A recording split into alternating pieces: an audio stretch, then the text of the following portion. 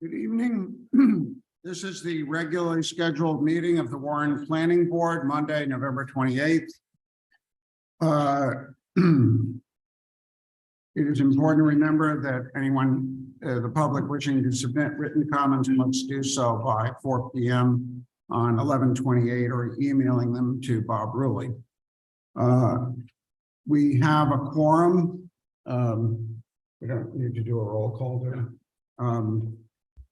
Waterfront Overlay District Development Plan Review Zoning Ordinance Article 26. There is nothing under public hearings. There's a request for a waiver to demolish Section 4-35 Warrentown Ordinance AP2 lots 21 and 21A, 113 and 119 Water Street. Owner applicant is 119 Water Holding LLC. Before we begin, a few points.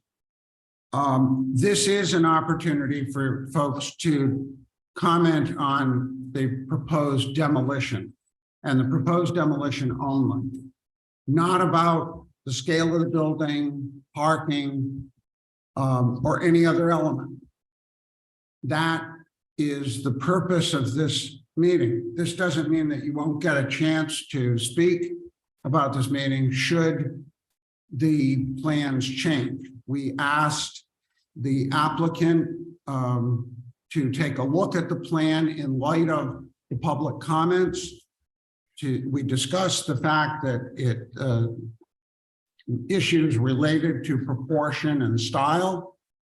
The applicant took that under consideration and will return next Monday to either represent what they have or present an altered version of what they'd originally proposed. Should that happen, it would start the process again if the applicant changes substantially the style and design of the building. Also, 113 Water, while it does not have the same engineering background that was given for 119 Water Street. So 119 Water Street is the building immediately on Water Street. 113 is the smaller building behind it. We are going to ask the applicant to provide the same information relative to that building as they did for 119, so that we have the facts in front of us, because at this point, the only building that has been looked at from a structural standpoint by the applicant's engineer and by the town engineering firm of Fuss and O'Neill is 119 Water Street. The third point is that we are not going to make any ruling on the demolition request tonight. This is part of the comprehensive permit process. And the waivers, like the demolition request, will all be considered as part of this ongoing master plan application. So should the applicant, when the applicant comes back on December 5th with their plan, whether the same or altered, that would be the time at which we would make a determination on this request for the demolition permit. I know that's fairly complicated. I've been working on this for days. It is a process that is complicated. It's one that we really haven't dealt with at the town to this level. Previous comprehensive permits did not involve the historic district. They did not involve demolishing existing buildings. And this has complicated the process, but it's also forced us to take a very close look at how how we will proceed and ensure that we are following the procedure, but at the same time, this does not hamstring us in terms of being able to make a determination as to whether this is good or bad, or some kind of compromise can be worked out for the town of Warren.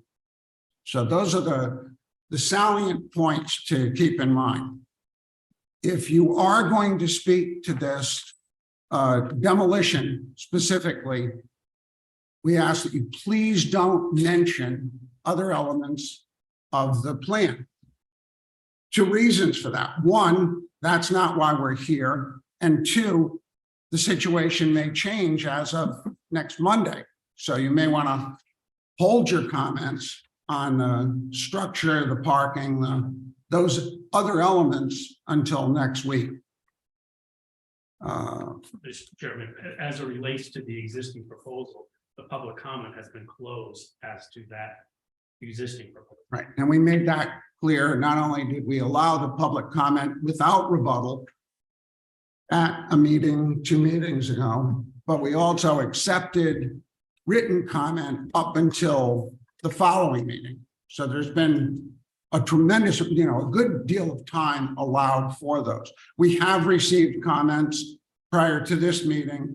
Those will not be on the record because they do not represent public comment, the public comment period.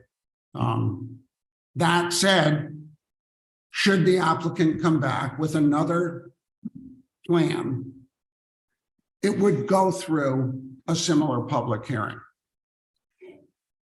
So, Mr. Chair, if I could just add, there has been some correspondence received that will be part of the record. The board has been advised to ignore those sections of that correspondence that are outside the realm of demolition. That's correct. okay. What will help is if you have facts as opposed to opinions relative to the legitimacy or the issue at hand, which is the demolition of the proposed demolition of these two buildings. If someone has that information, and again, we're not putting a limit on your opinions about it either. I would ask that you keep your comments to about 3 minutes. Less is better.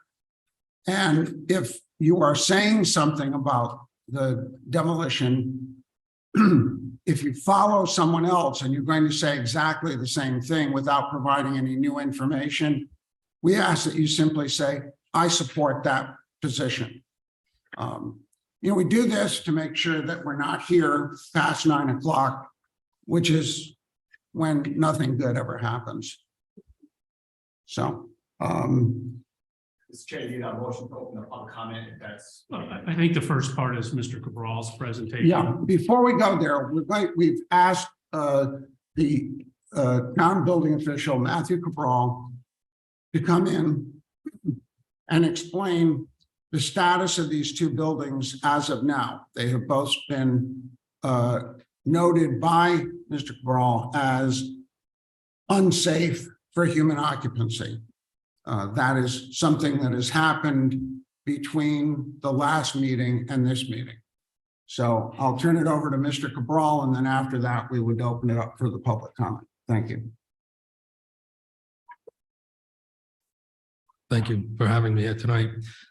So how this whole thing started was part of the comprehensive permit.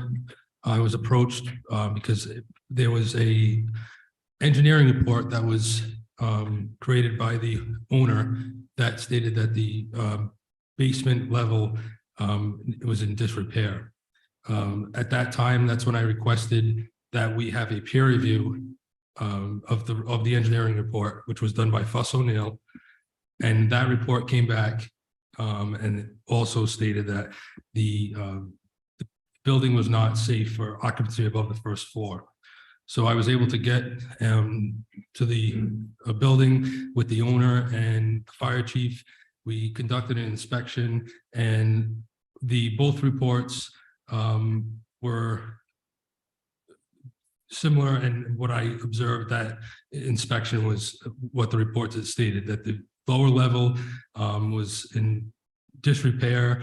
There was part of the floor in the back that was completely sagging and spongy. The basement had several lolly columns that were installed. The south side of the building was bumped out from its foundation. And at that time, that's when the building was deemed unsafe. All the occupants that were in there were 3 remaining occupants. They were able to find two of them were residential. They were able to find apartments elsewhere, and the commercial tenant moved down the street into another facility. They were again issued the unsafe building notice, which it was up here. And then the building was ordered to be boarded. So as you see the building now, the building is boarded, the building's posted unsafe, and the building utilities have been terminated. Also, there are 2 applications on file for demolition of both buildings. And the applications, part of the applications of the town of Warren and the state of Rhode Island is that the utilities have to be shut off. There has to be rodent abatement. There has to be asbestos abatement, and then a bonding from a company.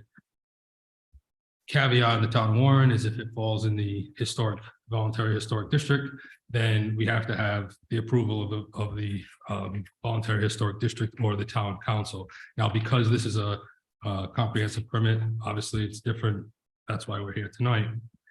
So the applicant had 30 days from the posting to either come up with a plan to fix the building or to demolish the building. At the expiration of 30 days, I did receive correspondence from the applicant's attorney, and their intention is to demolish the building. So as it stands now, the process is going forward with the demolition application, and we're just waiting on the approval from this board.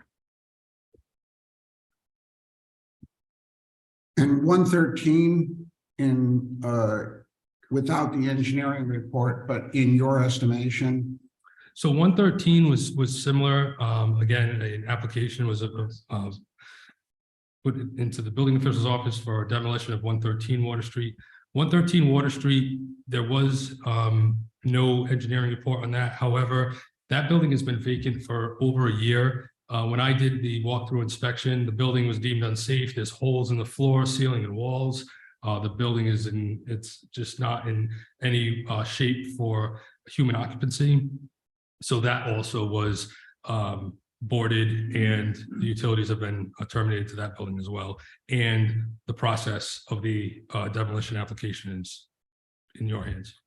And the location of the building relative to the floodplain? 113? I believe 113 is not in the floodplain. I think it is. Or 113, yes. 113. The back building is the floodplain, yes. And so that would require the building to be lifted above a certain, should it be? So the state of Rhode Island has the 50% rule. If you go over 50% of what the building is worth, then you have to bring it into full code compliance. That would mean that you'd have to bring it into flood compliance as well. Could you No, it say that doesn't. again? So it's 50% of the value of the building. If you do over 50% of the value of the building in renovations, then the building has to come to full code compliance, which would include flood. Now, not necessarily does it have to be lifted. It just has to have, there's different ways of flood-proofing a building. It doesn't have to be lifted. It could stay as it is. It just, the first floor, the flood level can't be occupancy for human occupancy. And all utilities have to be above the floodplain. Any questions or concerns from the board? Does that rule still apply on historic structures? I'm just like, or is there something unique to historic structures? No, it applies on historic structures.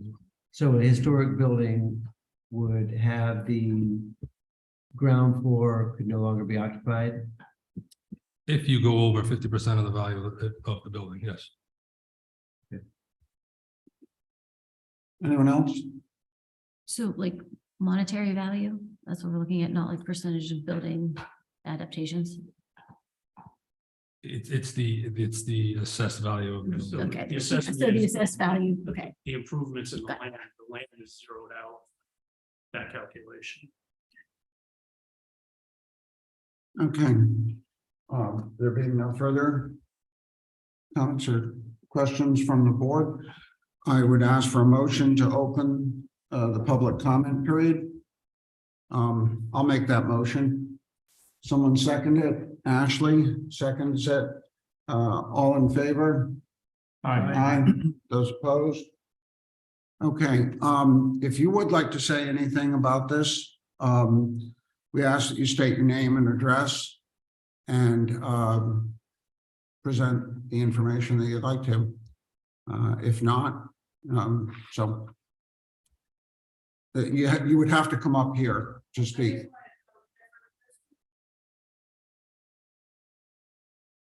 Building official? Of the building official? Yeah, I would. I would just ask that you direct it to the board, and the board can, separate whether or not they want to vote in it. Correct. It's not a for or against. Yeah, no problem.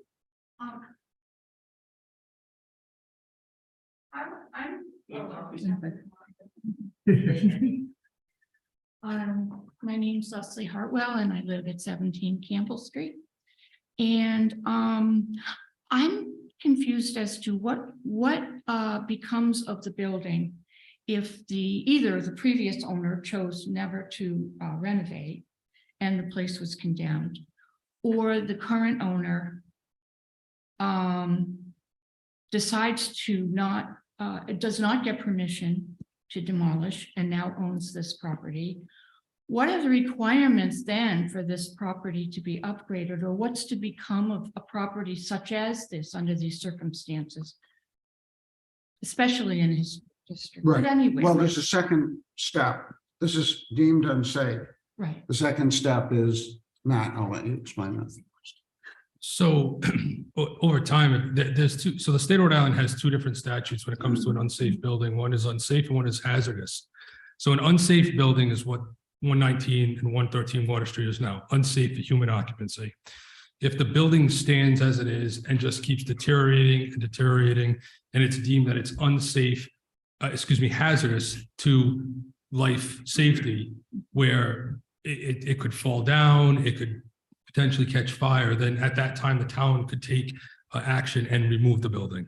so the town would demolish, basically, because the town wouldn't have the money to renovate. Well, so that question, but that question is, it's not we're gonna come in and we're gonna demolish it tomorrow. I just want to let that be clear to everybody, Okay, that I don't want the people to quote the building official as saying, we're gonna come in and we're gonna knock that building down, because I can already see that is what was going to be and quoted. I don't want that to be the purpose. I do not want to knock buildings down. I don't want to knock buildings down. If it's life safety and it's a hazard to life, and I'm forced to knock a building down, then I have to do it by law. Ben, would you? Sure, I'll also say that I don't like to hypothesize as to possibilities in terms of going into that. Right now, it's not deemed hazardous, but if a property is in fact deemed hazardous, certainly would seek some court help in making sure that the hazard is eliminated. Okay, so really, the owner of the property has no responsibility to rectify the situation. Well, that's why we would go to court and ask for help in terms of ordering or making the property owner comply with the building official's order. Okay, so that is an option. Hypothetically, Okay, I'm just, and Hypothetically. in this situation or any situation, let's just make it that, so it doesn't sound like beating up on. Yeah, Yeah, yes, okay, correct. good, thank you. Thank you. Anyone else?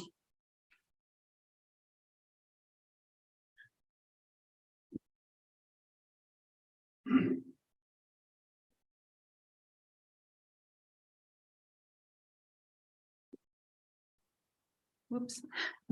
So my name is Joan Coltrane. I live at 1 Stonegate Road and also own a two-family home on Church Street. And I'm curious, and maybe this question can't be answered, but I'm curious about the condition of the property when it was purchased And I'm sure we can't speculate on that, although I know that the current owner, purchased the property within the last year. It would seem to me that he must have been aware at the time. Maybe that doesn't bear on what we're doing here at all, but he must have been aware at the time of the condition of the property. He allowed tenants to continue to live in the property. Not that there's anything we can do about that either. But it seems to me that there should be some accountability on the part of the current owner with respect to the condition of the property. It was recently purchased. Certainly he understood the condition of the property. And yet he did nothing to make it any safer, continued to collect rents from commercial and residential occupants. This may not bear at all on what happens, but it appears to me, and I have little experience with this, that demolition was certainly what he had in mind at the time the property was purchased. No effort was made to make it a safer place for tenants, although he continued to collect rent until he was prepared to come forward with his comprehensive plan. And perhaps there's nothing we can do about any of that, but I find it, what's the word I want to use? Disturbing. Thank you. Thank you.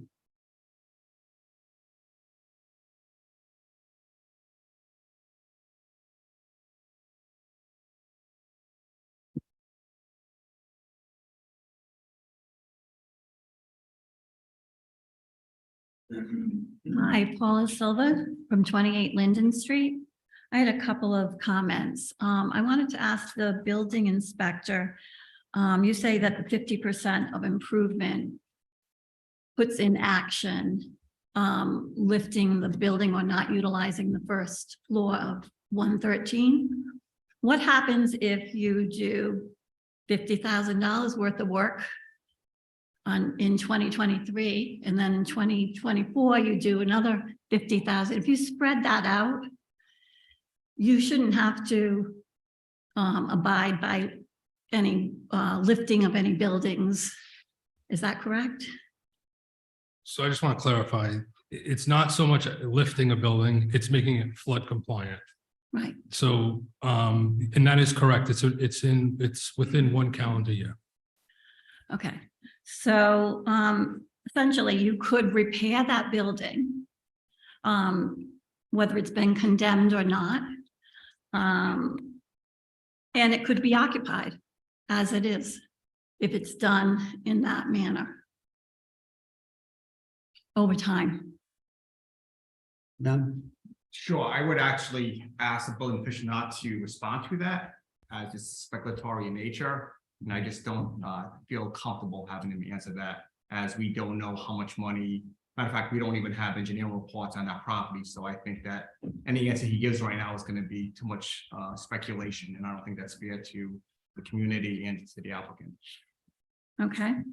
Another thing I'd like to just state that in the structural review by Structures Engineering and Design, it states the work outlined above is intended to provide a magnitude of improvements to stabilize the building as it exists. So to me, that suggests that the work can be done, that work can be completed to restore this building. It does not say, from what I can see, that the building cannot be restored. It is in no condition to be restored. So my second part to that is, why wouldn't we require that they provide an assessment by a historic contractor? Someone who is a professional in that line of work, who has a specific type of skill to work on these types of buildings, and have an assessment done, because we need to know that part of it. We need to know, is this fixable? Can it be done? Well, I think, there's two elements there. One is any building can be restored if you throw enough money at it. The question is, what is financially feasible in terms of, and feasible is a weird word, obviously. But does the applicant does it make financial sense for an owner, whether it's this applicant or anyone else, to restore a building if it is not, if it's a break even or a loss situation, unless they're very well heeled and they don't care about making any money off it. We haven't had anyone come forward and say, we are willing to buy this property and do whatever it takes to restore it. So, you know, we have something of a conundrum here. There's a building that has been, by all accounts, for 30 years deteriorated. And nothing was done. It's a whole nother issue. One of the things that concerns me personally is that we as a community have allowed this to go on. God knows how many other buildings are out there. Has anyone done an inventory of the buildings on Water Street that need to be repaired? I don't know. But there has been no attention paid. And this building is in, at this point, based on what the engineers are saying, deplorable condition, 119. The engineering firm that the applicant hired indicated that it was somewhere close to $1 million to stabilize the building. Fuss and O'Neill, the town's engineering firm, came and looked at that and essentially agreed with that estimate. There is nothing that we can do to force the applicant to accept a third review of the building unless the applicant chooses to do that. Mhm. So that's where we are. Yeah, I understand that, you know, however, the plan that they have proposed is a $5 to $10 million project. Okay, now see, here we go. We're not going to talk about the project because we don't even know, we don't have that in front of us. So I'd ask you to hold that thought until we take a look at what happens on the 5th. Okay, but it sort of all ties No, together I here. know it ties together, but I made it clear. Yeah, but No, let me so I just think- finish. thank What, you can I for your- finish my, Well, what I no, was going because to you say? really, you're now going into. I territory. have this, Does it have you to do said with that it was $1 demolition? million. You're saying that it was $1 million. Does it have to do with the demolition? Because you just It does stepped have- out of the demolition. It's the demolition versus the cost. You're talking about the cost. You're discussing the cost of it. So while we're discussing the cost of it, No, then- I'm and you're discussing saying that what we the can't. engineering firm said. I don't want to get into an argument over this. I really think that this is probably more appropriate for next week. Okay, I would really have appreciated if you had not interrupted what I was saying, however. But that being said, you've made your statement and, you know. Okay, and I think this is, we're giving you some time to talk, but it can't be forever. No, I know.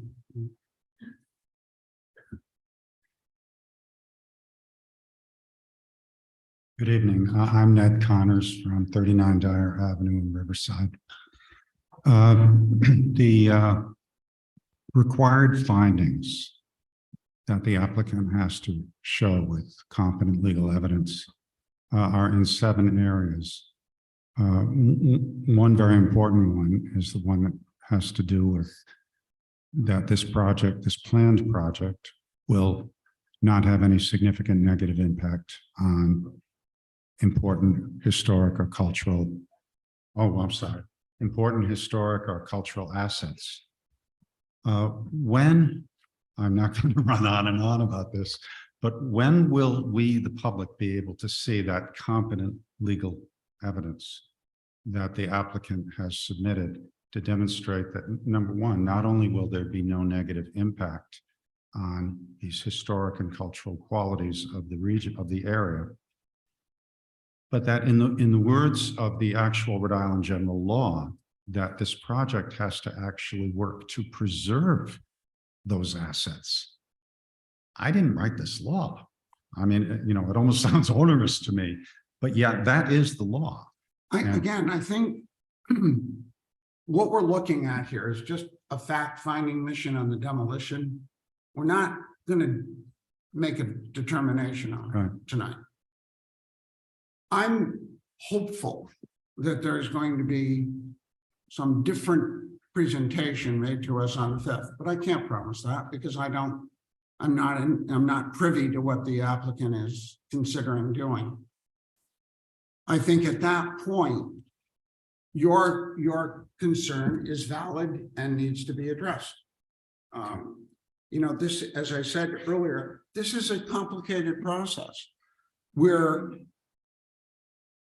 operating under the difficulty of the comprehensive permit and affordable housing. And, you know, we've talked about that issue, but what it comes down to is the historic value and quality of life on Water Street versus an expected result, you know, that would either help preserve that historic value or put it at risk.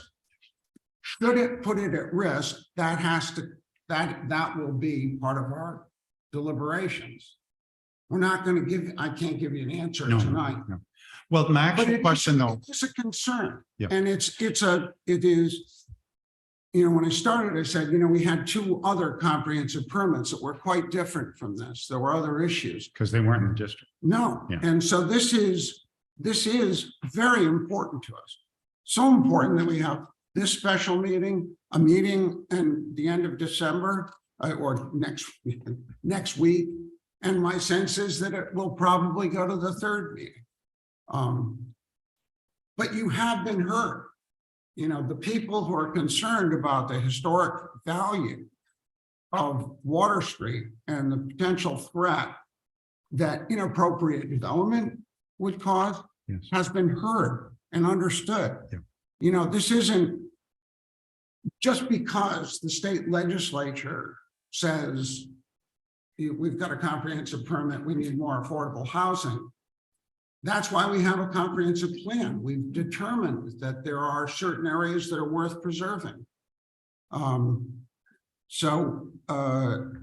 I think I hope that you trust the judgment of the planning board, but also of our ability to hear what is being said. Yeah. And you know, I'm sorry that we can't go into greater detail in terms of what the applicant's financial status is, but I'm not going to do that tonight because it's not appropriate. So that's where we stand. We hear what you're saying. We've heard before. We know it. I But mean, we we're will all- be able to read those findings. Oh, yeah. They will be made public. Those findings have not been addressed yet. I mean, that was actually my question. Well, we have looked at those. I mean, all of the board members are aware of the fact that those are findings of fact that we have to look at. Yeah, but they haven't been submitted yet. What findings are you talking about? The 7 required findings in the language of the Rhode Island Affordable. We haven't had a vote on this issue. Right, but we have been, but we have seen those. I mean, I think that you're asking what our findings will be. No, No, not He's at just all. saying have they gone on? the the- applicant has to present. They haven't gone on the record. Yeah, So if I may, so the board's task at the end of the day, not today, but when a decision is deliberated, is certainly to make findings. They're gonna make findings based on the full application. No, not the board. I'm sorry, Now, according to the law, the applicant has to present correct, competent legal information in correct. 7 areas, at which point the board can, And they'll make that but they're determination. required They findings, will make that determination whether that's been done. whether that was done effectively or whether. it was- Correct, Yeah, correct, okay. based on the testimony, based on evidence submitted, based on expert testimony, based on people from the public's comments, submissions, et cetera. And we will see, This entire process is public. The Yeah. entire record is public. Everything that's transpiring is done in this open public Yeah, forum. yeah. Yes. okay. One other quick question. I know I've gone way past my 3 minutes. Can I ask a quick one? I was involved back in 2002 with the rehab code. I was working with Grow Smart Rhode Island at the time.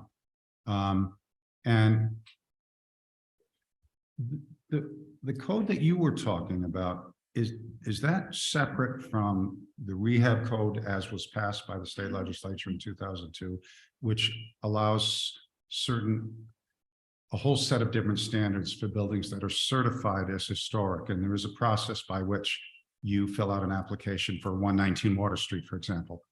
And because of that certification, a different set of standards would apply that I believe but I'm remembering back 20 years, is different than this 51% thing that we were talking about earlier. That would only apply to 113. It doesn't apply to 119. It's not in the floodplain.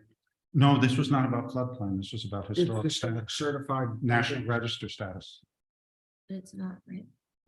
But I don't believe that either of those buildings are registered. Oh, yes, they are. Well, the district is. No, they're contributing buildings within the Water Street district. And that gives them essentially the same legal weight as an individually listed property. Ben, this is one of the reasons we're holding the public hearing today. We would like a reading on that, on what. Yeah, and I'd be happy to talk. Sure, about this it. research and we'll respond back to the board. Right. Yeah. Okay, Okay, thank you. great. All right. Thank you. Anyone else?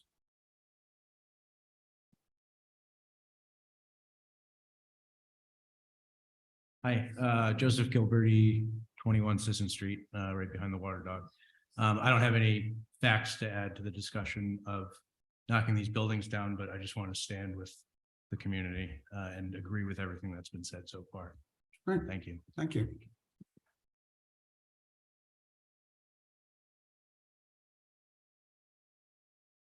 Hi, Carol Meeker, 54 Washington Street. I have a question for Ben, I think, and maybe you all too. I thought that the town's demolition ordinance has some applicability here. And that would bring in the issue of the owner's financial ability to fix the building. So when the planning board makes that determination, whether or not to issue a waiver as to the request of the demolition ordinance, they shall consider everything within the ordinance. And it does speak in terms of financial situations, yes. Up to and including offering the building for sale if they can't afford Correct. to fix it. When they make a determination whether or not to issue a waiver in terms of a variance, about the height of parking or demolition in the historic district, they certainly, it covers the entire ordinance, not just a particular section. So yes. So there will be They will, some sort of findings or presentation by the owner on the ability to fix or not, that's for the board to make that determination. but we haven't seen any evidence. He hasn't presented any, Okay. correct?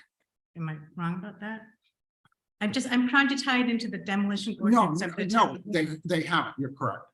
Right, no, so my question was, and it would also be for the woman that spoke earlier, is, so if I'm looking at the statute, it says the preservation of such building or structure would cause undue or unreasonable financial hardship on the owner, taking into account the financial resources available to the owner, including side of the building, et cetera. I think, and she can correct me if I'm wrong, that her referencing the scope of the proposed project was just to provide a relationship to evaluate the cost of the proposed renovation if it was to be restored. It wasn't necessarily to deviate outside of other things. How far would are we supposed to, or are we as the board permitted to require receiving financials and disclosing financials from the owner in order to satisfy the requirements of this particular statute? So my recommendation is that the board consider the entire ordinance as it pertains to the property, every aspect of it. And at the end of the day, the determination by this board and within their discretion, whether or not the effect of issuing that waiver outweighs the need for affordable homes in the town of Warren and also state of Rhode Island. That's a determination that the board has to do. That's completely up to you in your discretion. Well, not only outweighs the, He asked about whether the board can request financials. It's really up to the board to make that determination is my answer. It's the same answer. In other words, if they're reading the demolition ordinance and it talks about types of materials or financials, or they have to, their duty or their task is to look at the entire ordinance and make determinations based on what they see here. And if they have questions or concerns, they have to bring it back to the applicant, and whether or not that is satisfied or not, it's at the end of the day is how they make the determination whether or not they show a waiver. So they could request the financials. Well, I think that I what would say this, we wouldn't necessarily have to request financials. We could simply ask them to explain their justification for their situation. yeah, we're not gonna ask them to bring in a financial statement of his Well, worth. That's not gonna happen. Dig deeper. We're not gonna have you testify if we receive. So we have to. But your question is, does the financial situation of the applicant come into it? And it does to an extent, but it also is what is reasonable in terms of what he's asking for. I mean, you could, as I said, when we started this, you can always restore a building.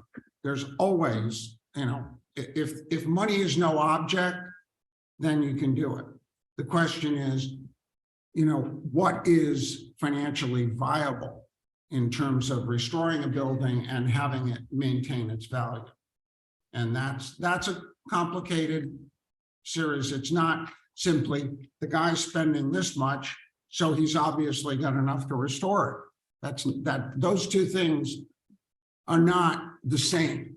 It's what is reasonable, but there's also the other factor here of the historic nature of Water Street. This isn't, we want to be very careful about turning this into a financial discussion Right. of who can afford what. We're also looking at what does this mean for the historic value of Water Street?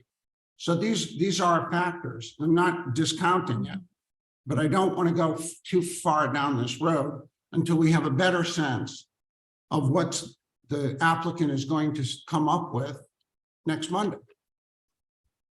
So That's good. I'm just wanting to make clear that my view is the demolition ordinance applies and it has specific provisions with respect to the historic district, and I'm hoping that you will take those into account. Up to and incling, this was never on the market. well, It again, has never been I offered think for sale that's- to anyone else. I have to But, stop you right there. okay, so one last thing, just to clarify. You're talking about waivers on the traditional normal route, right? That's not the waivers that are the standard they look at when Okay. they give that waiver. Can they look at it and as the entire ordinance? Yes, they can. Can they request certain documentation to satisfy any part of that ordinance? Yes. However, those particular waivers that the town council would absolutely have to follow do not pertain to them directly. okay, The standard is different for a waiver. It's the balancing act, the effect on the local community versus the need of affordable homes is their standard when they do look at the entire ordinance. okay. Okay? All right, thank you. Thank you.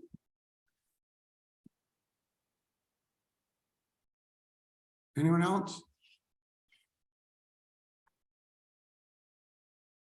Okay. Motion to close this as a public meeting. Motion to close the public hearing. Second, all in favor? Aye. Aye. Again, December 5th, next Monday is where the rubber hits the road. We just closed it.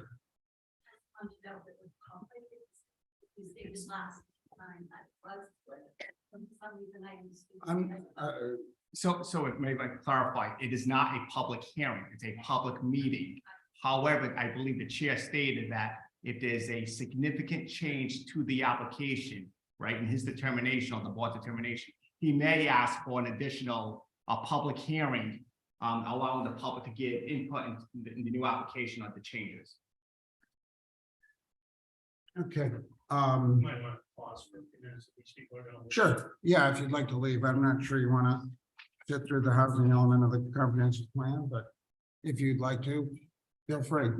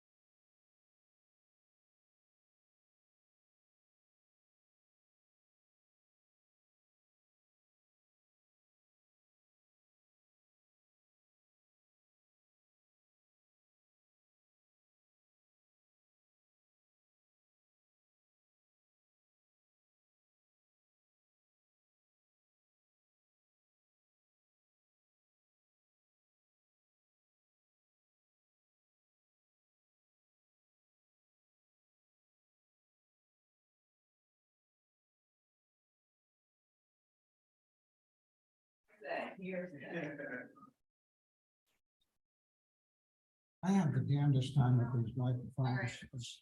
It's a give a little push, actually. Oh, there it is. All Okay. right, we're back on. You're good. All right. And so we have the approval of the minutes from October 24th, It's called meeting. We'll call a meeting to order first, and then we'll talk about the, a motion to start the meeting. Motion. Ashley, and a second. Jim Leffert. All in favor? Aye. Aye. Okay. So we have the approval of the minutes from October 24th, 2022. They went out, I believe, by email. Yep. I didn't have any concerns or questions. Anybody else? And if people haven't had a chance to review them, we can I reviewed continue them. to the next meeting. Yeah, it's pretty straightforward. Okay. Any concerns or no questions? Matt, thanks very much. Appreciate you taking the time. Next week. Yeah, we'll see you. We'll be seeing you regularly. I like the I just want to go on the record. I'm not gonna do that. It's not me. Not in buildings.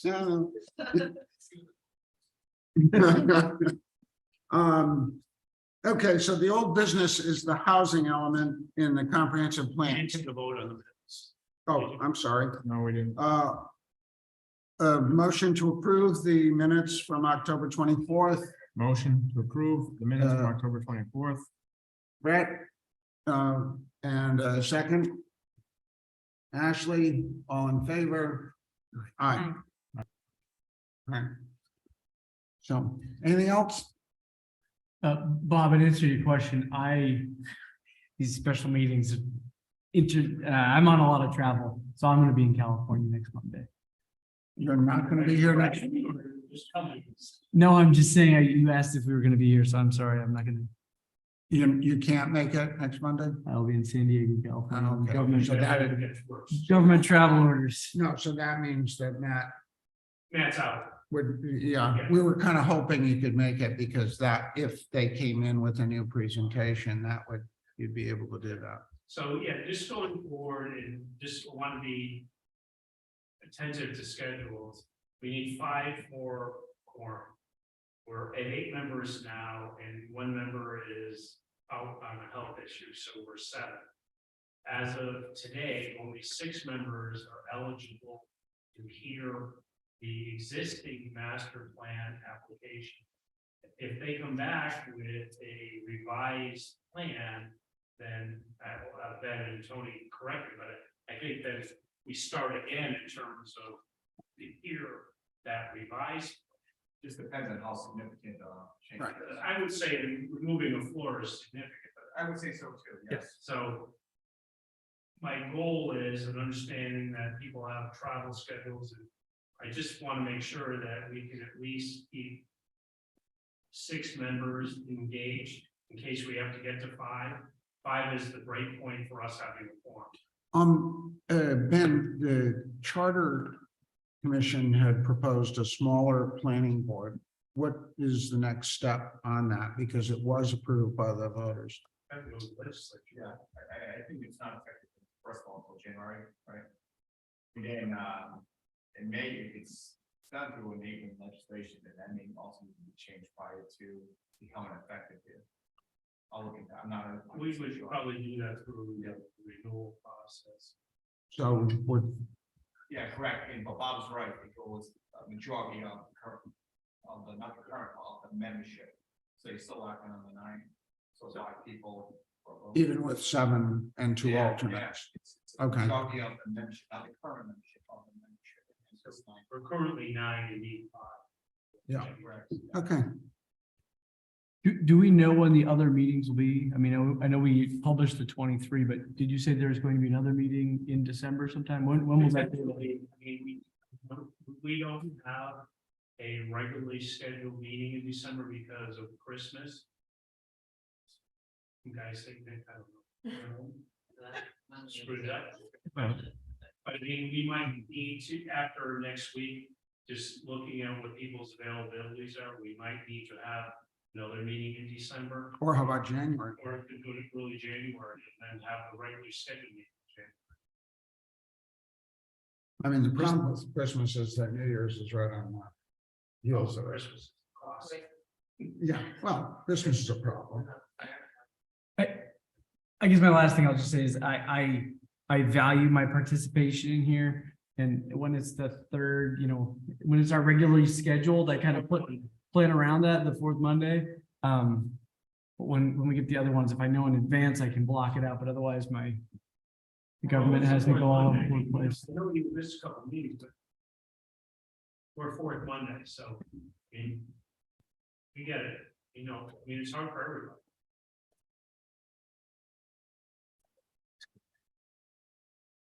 Okay, unless there's anything else, motion to adjourn, Motion to adjourn. second. Seconded. Partners meetings, meeting downstairs.